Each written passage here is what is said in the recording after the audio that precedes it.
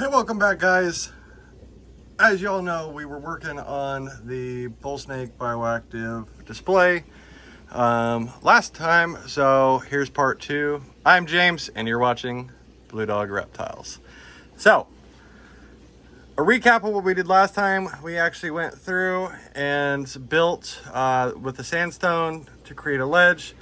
You can see some of the hot glue drying on the outside. It's all right, we'll cover it up with some soil. I will set that there. But so we took a piece of Malaysian and set it back in there. That way it looks like a fallen tree. We do have our basking spot right here, and we have UVB over there. Technically snakes don't need the UVB, but they do when it comes to me. So we're gonna keep adding soil here. We did cover up the drain in the back, or that mesh. Just wanna make sure that the snake doesn't pry it out or anything like that.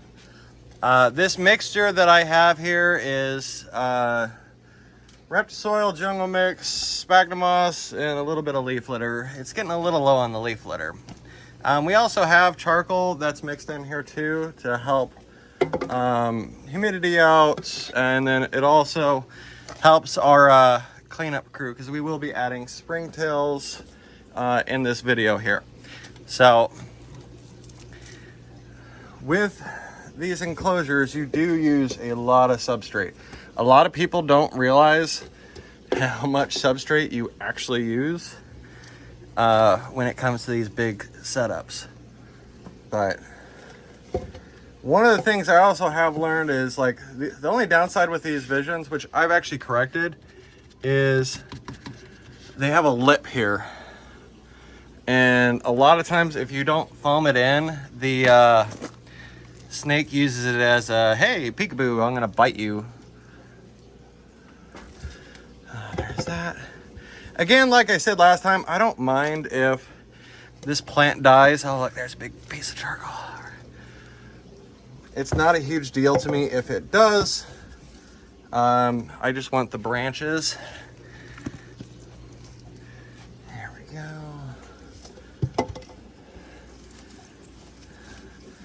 Just trying to mimic the grass plains that these guys come from.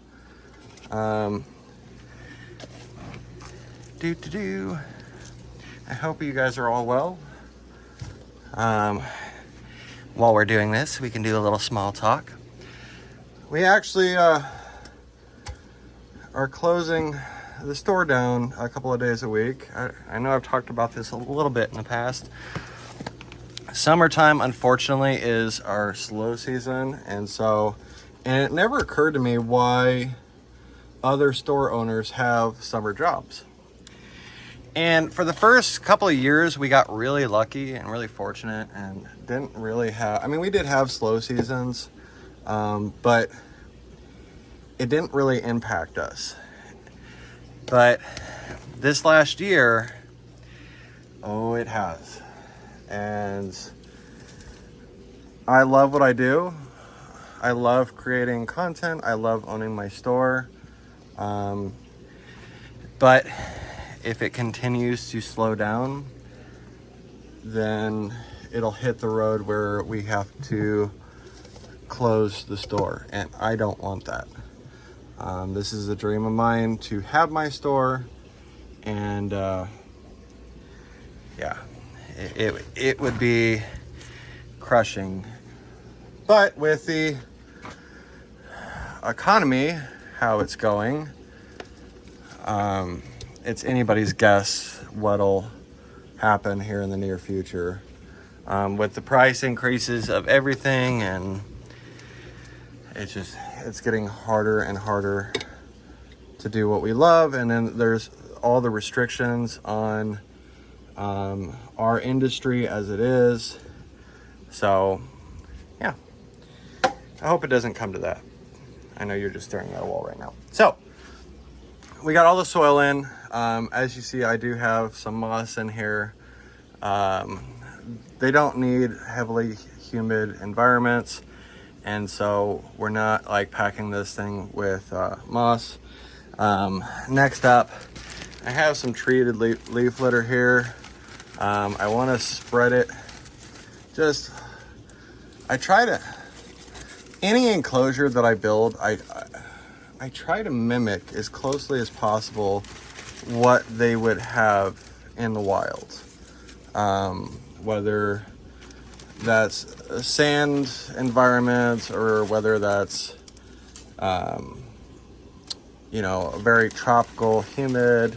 One of the things I did want to say is and those leaves are from this, and they will die and they'll curl up. Throw that up there, a little bit over there. Okay, that can go down there. I make such a mess, but it's crazy, like switching Bioactive.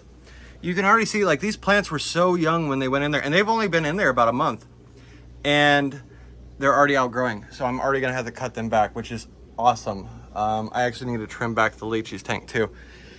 This will be another setup that I need to get done.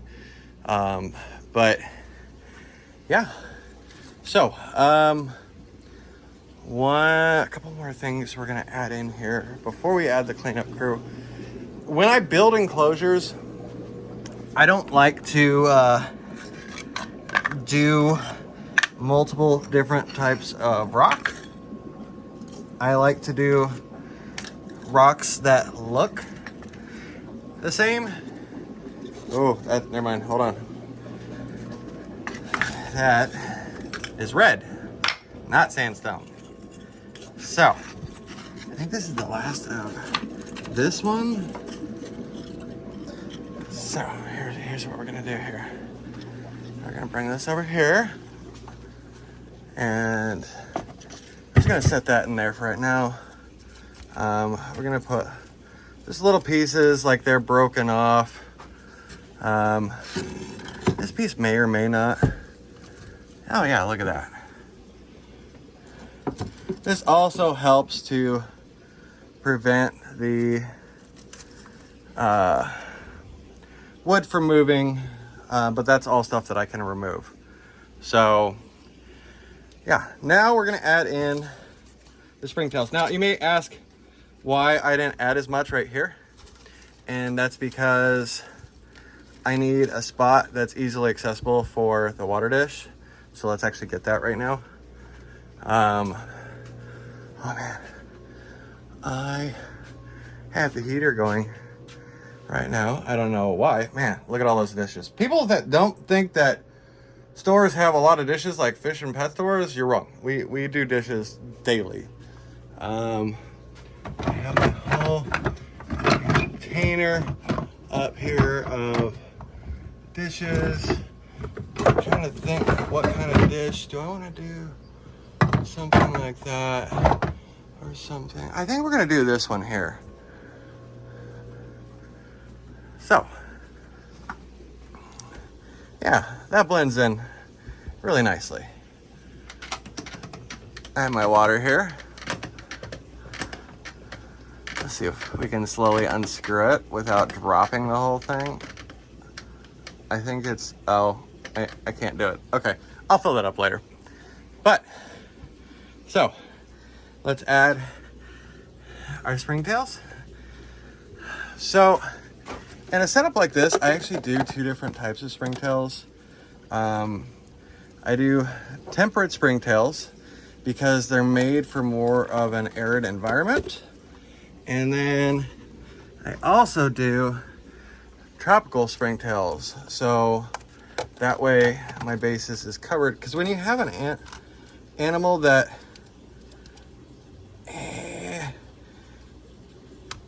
come out. Okay, they came out. It was crazy. This was actually a heavily strong culture. But I've been redoing so many enclosures lately that I need to let it replenish itself. So, go through, just watering everything down. Helps with the springtails going in there right away. We are gonna have to dump some water back there for the plants. But let's put the doors back in.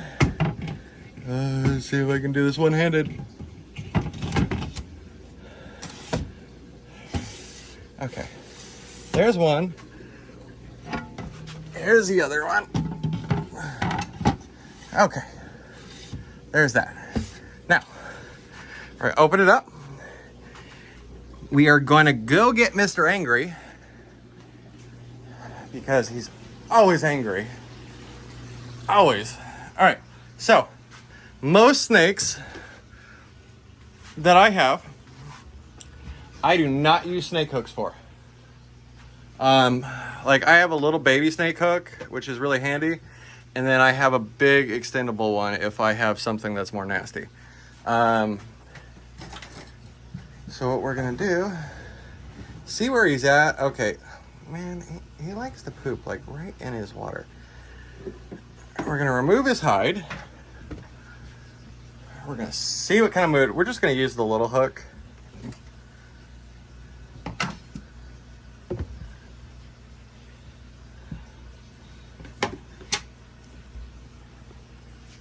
Now, I know it's hard to see, but I'm actually holding the back half of him with my hands because I want to support his body. And then with hook, I'm controlling his head. And that is so I don't get bit. And there he goes. Now he is a hyper albino.